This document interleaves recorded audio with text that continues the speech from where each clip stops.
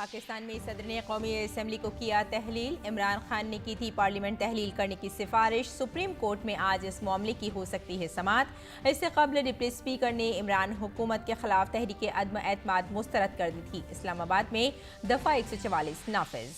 भारत के दौरे पर आए नेपाल के वजीर आजम शेर बहादुर देवबने वाराणसी में काशी विश्वनाथ मंदिर और काल भैरव मंदिर में की पूजा।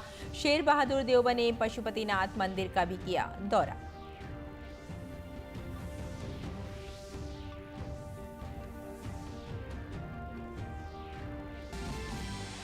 सदर जमहूरिया रामनाथ कोविंद ने तुर्कमेनिस्तान दौरे के आखिरी दिन प्रोग्राम में की शिरकत। शहरी यादगार का किया दौरा। महात्मा गांधी के मुजस्समे पर नजर किए फूल। योगा प्रोग्राम में शिरकत के साथ साथ इंस्टीट्यूट ऑफ इंटरनेशनल रिलेशंस में दिया लेक्चर।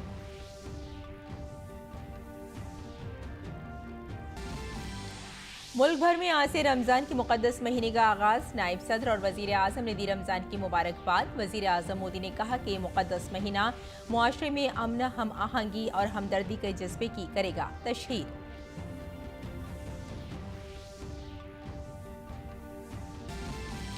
और ऑस्ट्रेलिया ने ICC women's one day world cup 2022 का टाइटल जीत लिया। क्राइस्ट चर्च में खेले गए मैच में ऑस्ट्रेलिया ने इंग्लैंड को 71 रन से शिकस्त देकर 7वीं बार टाइटल अपने नाम किया।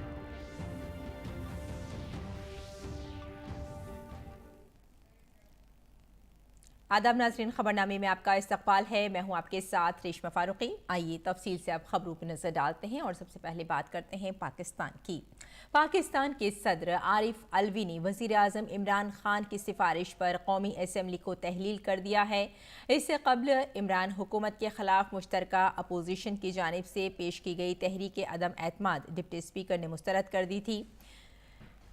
जैसे ही इस तजवीज़ को वोटिंग के लिए पेश किया गया, इमरान हुकूमत के एक वजीर ने इल्ज़ाम लगाया कि उसके पीछे गैर मुल्की साजिश है। उन्होंने चेयरमैन से तहरीक को कालअदम करार देने की इस्तदा की। इस एतराज़ को मंजूर करते हुए डिप्टी स्पीकर ने तहरीक अदम एतमाद मुस्तरद कर दी और ऐवान की कार्रवाई गैर मुय्यना मुद्दत के लिए मुलतवी कर दी। इस पर अपोजिशन ने जबरदस्त हंगामा किया और ऐवान में ही धरने पर बैठ गए। इधर वजीर आजम इमरान खान ने मुल्क से खिताब करते हुए बताया कि पार्लियामेंट तहलील करने की सिफारिश कर दी गई है। अपोजिशन ने इमरान और पार्लियामेंट के डिप्टी स्पीकर पर आइन के खिलाफ वर्जी का इल्ज़ाम लगाया और मुतालबा किया कि उन पर बगावत का मुकदमा दर्ज किया जाए। और पाकिस्तान में मुखालिफ जमात पीपल्स पार्टी के लीडर बिलावल भुट्टो ने कहा कि वजीर आजम इमरान खान ने आइन तोड़ा है। उन्होंने कहा कि इसके खिलाफ अदालत का दरवाजा खटखटाया जा रहा है। आज ये नजर आते हुए आखिरी मौके पे स्पीकर साहब ने गैर आईनी काम किया है। पाकिस्तान का आइन तोड़वाया गया है। पाकिस्तान के आइन को तोड़ने का सजा वाज़ेह है। अदम एतमाद का वोटिंग आज ही होना है आइन के मुताबिक। यूनाइटेड ऑपोजिशन ने यह फैसला किया है कि हम नेशनल असेंबली में धरना देंगे जब तक हमारा आईनी हक ना दिया जाए, और हम अपना लॉयर से इस वक्त आज ही अभी सुप्रीम कोर्ट पहुंचेंगे कि हमारा पोलिंग, हमारा अदम एतमाद का वोट आज ही किया जाए। भारत के दौरे पर आए नेपाल के वजीर आजम शेर बहादुर देवबा आज वाराणसी के दौरे पर हैं।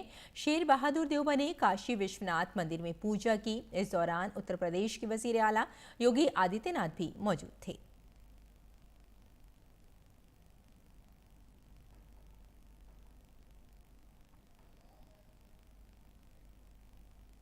काशी विश्वनाथ मंदिर के बाद शेर बहादुर देवबा ने पशुपति मंदिर में भी पूजा की।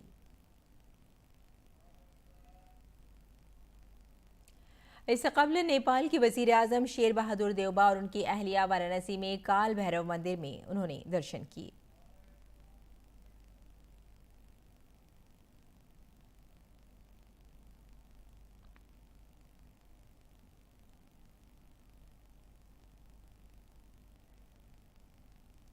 और सदर जमहूरिया रामनाथ कोविंद ने Turkmenistan institute of international relations का दौरा किया। आईआईआर के डायरेक्टर और आईआईआर के तलबा ने रिवायती मिठाई से उनका इस्तकबाल किया। आईआईआर तुर्कमानिस्तान के नौजवान सिफारतकारों की तरबियती एकेडमी है। सदर कोविंद ने आईआईआर कैंपस में मुनक़दा नुमाइश का मुआयना किया। नुमाइश में तुर्कमानिस्तान की रिवायती दस्तकारी जैसे हाथ से बने हुए ऊनी कालीन, रिवायती लिबास के साथ मशहूर तुर्कमान कशीदाकारी, धात की दस्तकारी जैसे जग और एक शानदार म्यूजिकल परफॉर्मेंस की नुमाइश की गई। सदर जमहूरिया ने भारत और तुर्कमानिस्तान के दरमियान दोस्ताना बाहमी ताल्लुकात के 30 साल मुकम्मल होने पर एक डाक टिकट भी जारी किया। हाज़रीन से खिताब करते हुए सदर जमहूरिया ने कहा कि भारत और तुर्कमानिस्तान कदीम तहजीबें हैं। उन्होंने मजीद कहा कि भारत का नुक्ता नज़र ताउन पर मबनी है। Turkmenistan marches ahead in the era of people with Arkadagh. India, as a long-standing friend, stands ready to partner with it to realize the collective dreams of our people. I sincerely hope that my visit to Turkmenistan will impart a new momentum to further promote partnership between the two countries. I wish you all good health and success in your future endeavors. सदर जमहूरिया ने IIR के अंदर वाक़ई India corner का भी इफ्तिताह किया। India corner में भारतीय हुकूमत की तरफ से आईआईआर को अतिया की गई भारतीय किताबें हैं। इंडिया कॉर्नर का तस्वुर भारत में आईआईआर के तलबा की दिलचस्पी पैदा करने के लिए किया गया है। गुज़श्ता चंद सालों में योगा तुर्कमानिस्तान के अंदर बहुत मकबूल हुआ है। जुलाई 2015 में वज़ीर आज़म नरेंद्र मोदी के दौरे के दौरान अशकाबाद में भारतीय सिफारतखाने की तरफ से योगा सेंटर कायम किया गया था। तुर्कमानिस्तान में अपने क़याम के दौरान सदर रामनाथ कोविंद ने इस मरकज़ में योगा मश्क का मुशाहिदा किया और महात्मा गांधी के मुजस्समे पर फूल चढ़ाने के बाद पौधा भी लगाया।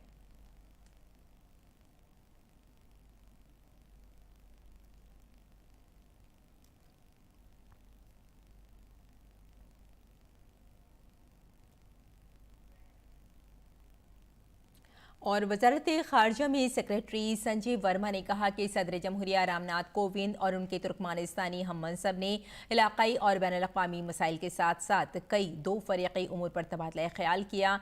दोनों रहनुमाओं ने कसीर जहती शराकतदारी को मज़ीद मजबूत बनाने के लिए कोशिशें तेज़ करने पर भी इत्तेफाक किया। Yesterday, the two presidents had a private conversation followed by delegation level talks.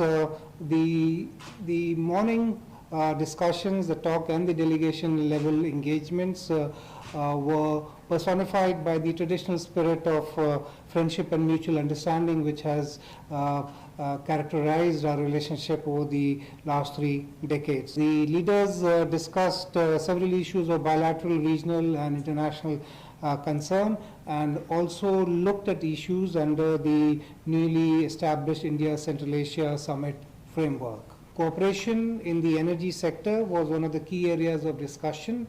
On the Tapi pipeline project, which is of interest particularly to our hosts, Rashtrapati ji suggested that issues related to security of the pipeline and key business principles should be addressed in technical and expert level meetings of the stakeholders.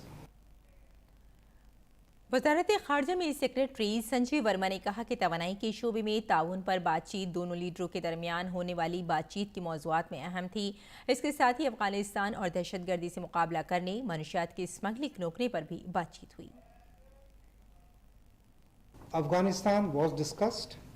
India and Turkmenistan shared a broad regional consensus, which includes formation of a truly representative and inclusive government, combating terrorism, drug trafficking, preserving the rights of women, children and minorities. Rashtrapati ji referred to India's offer of a line of credit worth $1 billion for the Central Asian countries and the MOU for implementation of high impact community development projects in Turkmenistan signed in July 2021. Rashtrapati ji also offered to increase ICCR and ITEC slots for Turkmenistan.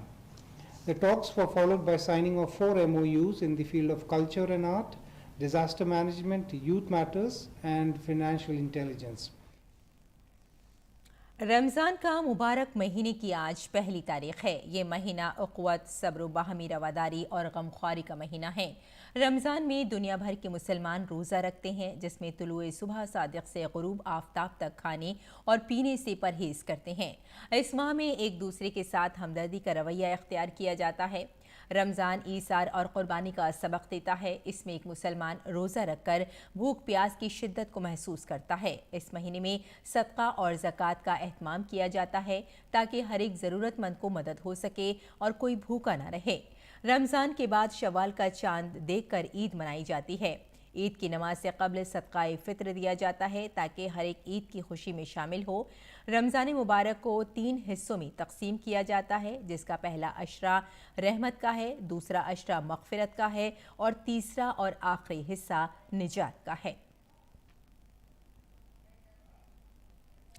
नायब सदर M Venkaiah Naidu ने रमज़ान के मुक़द्दस महीने के आगाज़ पर लोगों को मुबारकबाद पेश की है। एक ट्वीट पैगाम में नायडू ने कहा कि रमज़ानुल मुबारक के मुक़द्दस महीने के आगाज़ पर मुबारक हो। रमज़ान खुदा पर ईमान और दुआ, ज़िंदगी में पाकीज़गी, हमदर्दी और क़ुरबानी की अलामत है। मैं अहले वतन को रमज़ान की दिली मुबारकबाद पेश करता हूँ।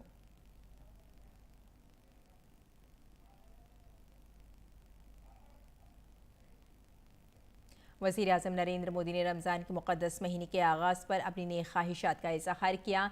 एक ट्वीट पैगाम में पीएम मोदी ने उम्मीद ज़ाहिर की कि रमज़ान के मुक़द्दस महीने के आगाज़ पर नेक ख्वाहिशात खुदा करे कि ये मुक़द्दस महीना लोगों को गरीबों की खिदमत करने की तरग़ीब दे। इससे हमारे मुआशरे में हम आहंगी और हमदर्दी के जज्बे को मज़ीद फ़रोग़ मिलेगा।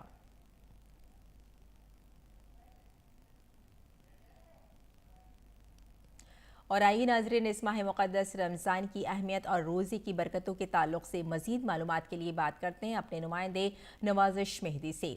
नवाज़िश, सबसे पहले तो आपको रमज़ान की हम मुबारकबाद देते हैं और जानना चाहेंगे कि जैसे हम सभी जानते हैं कि आज रमज़ान का पहला रोज़ा है और आप मौजूद हैं इस वक्त जामा मस्जिद पर। ज़ाहिर है बहुत पुरनूर इस वक्त माहौल होगा।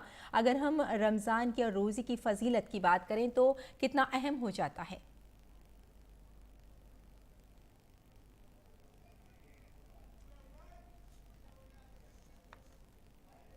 रेशमा, आपको भी बहुत बहुत रमज़ान की मुबारकबाद और डीडी उर्दू के सभी नाज़रीन को रमज़ान की बेहद मुबारकबाद। रेशमा, मैं बता दूं, इसका मैसेज बड़ा स्ट्रॉन्ग है रमज़ान का, चूँकि रमज़ान एक ऐसा महीना है जो बड़ी बरकतों वाला महीना है, जिसे 1000 रातों से बेहतर महीना कहा गया है। और इसमें एक सबसे बड़ी चीज़ ये है कि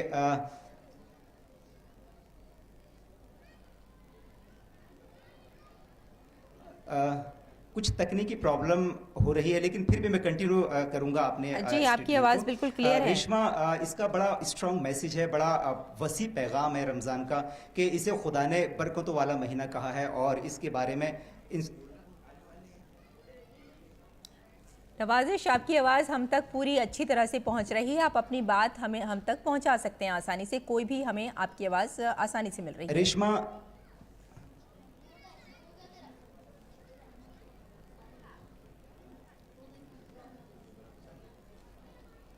हाँ रेशमा, मैं बता दूं कि देखो, ये सबसे बड़ी चीज़ ये है कि इंसानियों की भलाई, इसकी बात इसमें कही गई है। सबसे पहले जो समाजी पैगाम जो दिया गया है, जो इस रमज़ान के थ्रू, इसका जो सबसे बड़ा कुछ प्रॉब्लम है तकनीकी रेशमा में, कुछ साउंड्स मुझे मिल रहे हैं। ये कहा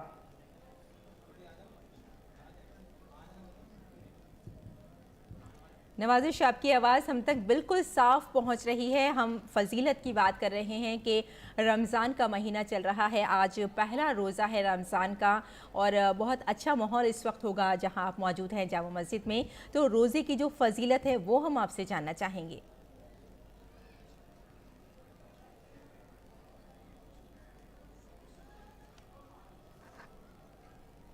हाँ रेशमा, मैं इस वक्त दिल्ली की शाही जामा मस्जिद में हूँ। बड़ी रौनक है। आपने देखा कि पिछले 2 सालों में पैंडेमिक का जो दौर रहा, कोरोना पैंडेमिक का, उसमें लोग घरों में कैद हो गए थे बुरी तरह से और लोगों से मिलना जुलना दूभर हो गया था। लेकिन अब ये खुदा करके ये पैंडेमिक का दौर ख़त्म हुआ और हम एक ऐसे दौर में दाखिल हुए हैं जहाँ फिर से खुशियों और शादमानियों का दौर आया है।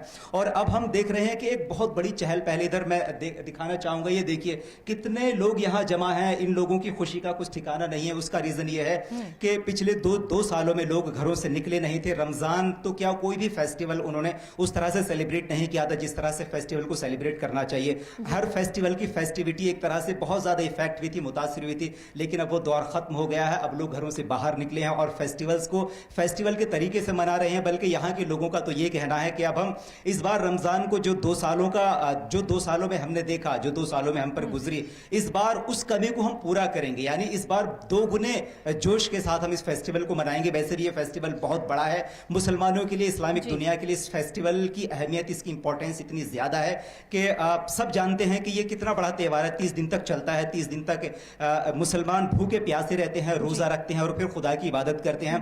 इसमें डिफरेंट तरह से इबादत की जाती है। जैसे रात में तरावी की नमाज पढ़ी जाती है, उसके अलावा लोग अपना ज़्यादा से ज़्यादा वक्त कुरान की तिलावत में गुजारते हैं, लोगों को हदिया करते हैं, तहाइफ देते हैं, साथ में इंसानों की भलाई के लिए वो सदका देते हैं, फित्र देते हैं, ज़कात देते हैं, खैरात करते हैं। वो बेसिकली एक बहुत बड़ा इसका कॉन्सेप्ट है, एक ब्रॉड मैसेज है इसका, जिसका मतलब ये है कि समाज में इक्वलिटी लानी है, समाज को पैरेलल बनाना है। यानी जो ना बराबरी है उसको ख़त्म करना है। जो अमीर है और जो बहुत ज़्यादा गरीब है, उस जो खाई है इसको बांटना इसका मकसद है। चूंकि इसमें खैरात और सदके देने का जो कॉन्सेप्ट ईजाद किया गया है, जो कॉन्सेप्ट बताया गया, उसका मकसद यही था कि आप गरीबी को ख़त्म करिए। जो अमीर है वो और अमीर होता जा रहा है, जो गरीब है गरीब होता जा रहा है। ऐसा नहीं है। रमज़ान की खुशियों में, ईद की खुशियों में और इसके अलावा भी जो दूसरे महीने अब आएंगे, जैसे ये तो एक महीना हुआ, इसके अलावा जो 11 महीने होंगे वो 11 महीने के बारे में बताया गया है। ये एक ट्रेनिंग का महीना है। आप 11 महीने उस तरह से गुजारें जिस तरह से इस एक महीने को आप गुजार रहे हैं। यानी इसका मतलब ये हुआ कि ये एक ट्रेनिंग का महीना है। आप ट्रेनिंग लें और जो बाकी बचे 11 महीने उनको इसके हिसाब से गुजारें। लेकिन समाज में ऐसा नहीं होता, सोसाइटी में ऐसा नहीं होता। चूंकि एक महीने में तो लोग वो सब कुछ करते हैं जो खुदा ने कहा है, जो कुरान ने कहा है, जो उनके पैगंबर ने कहा है, लेकिन उसके बाद वो सारी चीजें भूल जाते हैं। मस्जिदों से रौनकें खत्म हो जाती हैं। खैरात और सदके का जो कॉन्सेप्ट है वो आहिस्ता आहिस्ता सिकुड़ता जाता है। ये बड़ी बिल्कुल मजहबी एतबार के साथ साथ अगर देखा जाए तो समाजी तौर पर भी रोज़े का और रमज़ान का एक पैगाम है, जो कि अगर इसको सभी माने तो काफ़ी हद तक मुआशरे में एक तब्दीली आ सकती है। और आप इस वक्त जामा मस्जिद में मौजूद हैं। थोड़ी ही देर के बाद एक बेहतरीन इफ्तार आपका इंतज़ार करेगा और हम चाहेंगे कि न सिर्फ आप वहाँ इफ्तार करें बल्कि हम सब के लिए भी आप इफ्तार लेकर आएँ। बहुत बहुत शुक्रिया हमारे साथ जुड़ने के लिए और इस तमाम जानकारी के लिए। और अब कुछ और खबरों पर नजर डाल लेते हैं। आरएसएस के सरबराह मोहन भागवत ने कश्मीरी पंडितों को मुखातिब करते हुए कहा कि कश्मीर में हिंदू समाज दहशतगर्दी की वजह से बेघर हुआ है। भागवत ने कहा कि वादी के हिंदू अब भारत भक्त के तौर पर अपनी हिफाजत और रोजी रोटी की यकीन दहानी के साथ वापस जाएंगे। संघ सरबराह ने कहा कि हम कहते रहे हैं कि कश्मीरी पंडितों के मसले का हल अवामी बेदारी और दफा 370 जैसी रुकावटों को हटाने के बाद ही निकलेगा। इसमें बाधा बनने वाली 370 जैसी बातें हटनी पड़ेगी। और देखिए 2011 के बाद 11 वर्षों में हम सब लोगों के मिलकर किए हुए प्रयासों के कारण आज 370 नहीं है और आज हमारे वापस जाने की राह प्रशस्त हो रही है। सेहत और ख़ानदानी बहबूद की वजारत के मुताबिक कोविड की ताज़ा तरीन सूरत हाल पर अगर नज़र डाली जाए तो गुज़िश्ता 24 घंटों के दौरान मुल्क भर में 1096 केस दर्ज किए गए। इसके अलावा गुज़िश्ता 24 घंटों में 1447 मरीज़ इलाज के बाद सेहतयाब हो चुके हैं, जिसके बाद मुल्क में सेहतयाबी की शरह 98.76% हो गई है, जबकि हफ्तावार मुस्बत शरह फ़िलहाल 0.23% रिकॉर्ड की गई है। यौमिया मुस्बत शरह भी 0.24% तक बढ़ा दी गई है। कोविड वबा के खिलाफ सबसे मौसर हथियार के तौर पर शुरू की गई वैक्सीनेशन मुहिम के तहत मुल्क में अब तक 184 करोड़ 66 लाख से ज़ायद अफराद को वैक्सीन लगाई जा चुकी हैं। कुल 11 लाख से ज़्यादा वैक्सीन लगाई गई। अब तक 12 से 14 साल की उम्र के बच्चों को कोरोना से बचाव के लिए 1 करोड़ 85 लाख से ज़ायद वैक्सीन लगाई जा चुकी हैं।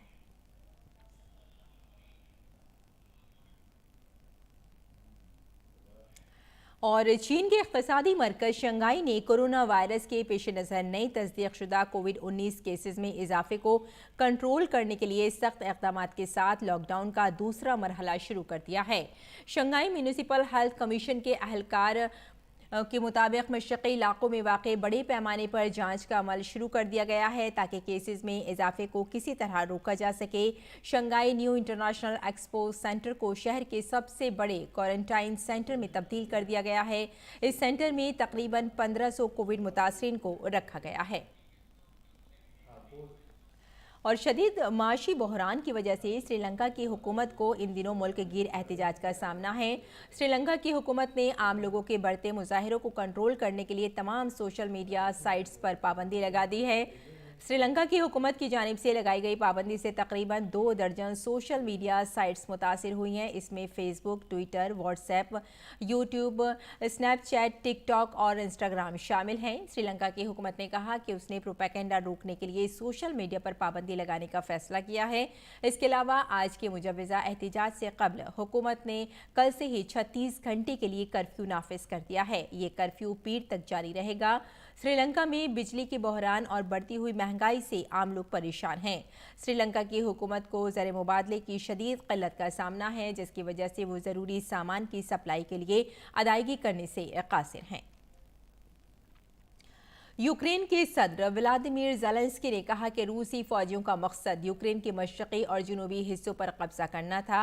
हफ्ते को एक वीडियो पैगाम में उन्होंने कहा कि रूस यूक्रेन के मशरक़ी हिस्से पर दबाव डालने के लिए फ़ौजी वसाइल को मुतहरिक कर रहा है। उन्होंने यूक्रेन के फ़ौजियों की तारीफ़ की। उन्होंने रूसी फ़ौजियों के घेरे में आने के बाद भी मारियुपोल शहर की हिफाजत की। उन्होंने कहा कि मारियुपोल में सिक्योरिटी फोर्सेस ने जिस तरह रूसी फ़ौजियों को शहर में दाखिल होने से रोका, इससे फ़ौज को दूसरे शहरों में भी सिक्योरिटी को मजबूत बनाने में मदद मिल रही है। और स्विट्जरलैंड के बर्न शहर में हफ्ते के रोज दर्जनों मुजाहिरीन यूक्रेन की हिमायत और रूसी हमले के खिलाफ सड़कों पर निकल आए। मुजाहिरीन ने और हाथों में यूक्रेन का परचम लेकर मुजाहिरा कर रहे थे। स्विट्जरलैंड में फेडरल पैलेस के सामने भी मुजाहिरीन ने मुजाहिरा किया। स्विट्जरलैंड में यूक्रेन के सफ़ीर आर्टेम ने भी मुजाहिरे में हिस्सा लिया और मुकामी लोगों की हिमायत पर शुक्रिया अदा किया। यूक्रेन के शहर बुका पर हमले के 3 दिन बाद भी शहर की गलियों में आम लोगों की लाशें बिखरी पड़ी हैं। रूसी अफवाज दारुल हुकूमत कीव पर हमला करके पेशकदमी हासिल करने के बाद अचानक पीछे हट गई है। दोनों मुल्कों के दरमियान जारी जंग कितनी खौफनाक है, इसका अंदाज़ा इस बात से लगाया जा सकता है कि सर्द मौसम की हवाओं में धमाकों के बाद भी गलियों में बिखरी लाशों में से यारूद की बू महसूस की जा सकती है। सड़कों पर दर्जनों अफराद की लाशें बिखरी हुई देखकर 66 साला वैसली के चेहरे पर खौफ जाहिर हो रहा है। मुकामी लोगों के मुताबिक 1 माह से ज़ायद अरसे से जारी रूसी हमले में लातादाद अफराद हलाक भी हो चुके हैं। हमले के बाद होने वाली तबाही का अंदाज़ा इस बात से लगाया जा सकता है कि वैसली के घर के करीब और उसके दरवाजे के पास भी दरमियानी सड़क पर मुकामी बाशिंदों की लाशें अभी भी बिखरी हुई पड़ी हैं। और चैत्र नवरात्र का आज दूसरा दिन है। दूसरे दिन माँ का दूसरा रूप माँ ब्रह्मचारिणी की पूजा की जाती है। मजहबी अकीदे के मुताबिक माँ ब्रह्मचारिणी की पूजा करने से इंसान को अपने कामों में हमेशा कामयाबी हासिल होती है।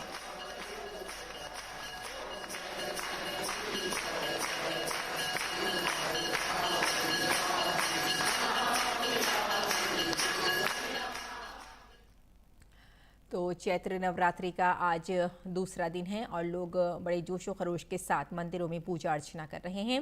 फिलहाल आगे बढ़ते हैं और खेल की खबरों पर नजर डालते हैं। इंडियन प्रीमियर लीग में आज चेन्नई सुपर किंग्स और पंजाब किंग्स के दरमियान मुंबई के स्टेडियम में मुकाबला होगा। पंजाब ने इस सीज़न में 2 में से 1 मैच में कामयाबी हासिल की है। अब तक चेन्नई सुपर किंग्स से एक भी मुकाबला नहीं जीत पाई है। ताहम इस बार दोनों टीमों की कमान नए कप्तानों के हाथ में है। ऐसे में दोनों टीमों के दरमियान इस सीज़न का मैच बहुत दिलचस्प होने वाला है।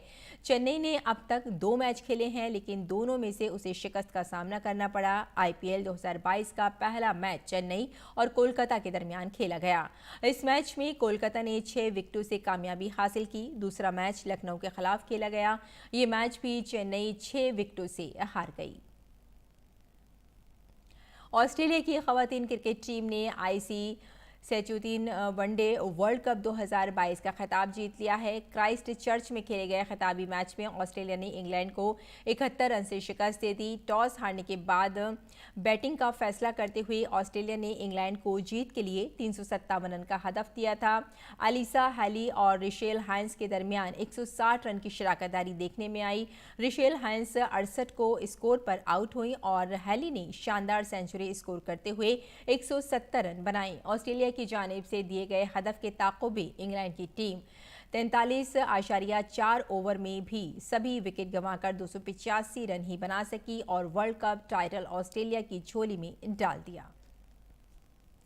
तो नाज़रीन, खबरनामे में फिलहाल इतना ही। इजाज़त दें, आदाब।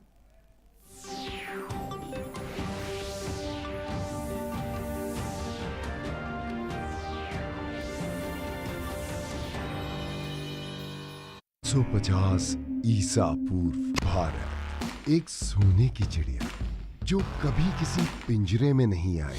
इस चिड़िया का शिकार मैं करूंगा। जो दुनिया जीत के